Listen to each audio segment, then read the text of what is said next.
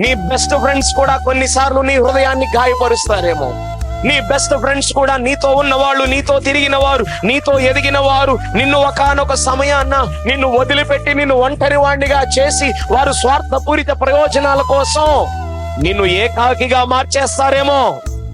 ఇంకా కొంతమంది స్నేహితులు ఉంటారు, నీ దగ్గర డబ్బులు ఉన్నప్పుడు, నీ దగ్గర జ్ఞానం ఉన్నప్పుడు, నీకు పలుకుబడి ఉన్నప్పుడు, నీకు అందం ఉన్నప్పుడు, నీకు సమాజంలో విలువ ఉన్నప్పుడు బెల్లం చుట్టూ ఏగలు వాలినట్లుగా వాళ్ళు వాలుతూ ఉంటారు. అలాంటి స్నేహితులు ఏదో ఒక రోజున మనకి ప్రమాదం చేస్తారండి. కానీ యేసు అనే స్నేహితుడు నీ ఒంటరితనములో నీకు అండగా నిలబడతాడు. నీ పేదరికములోనూ ఆయన నీకు తోడుగా నిలబడతాడు. నీవు ఏ స్థితిలో ఉన్నా ఆయన నమ్మకమైన స్నేహితుడిగానే నీ జీవితంలో నిలబడతాడు ఆయన.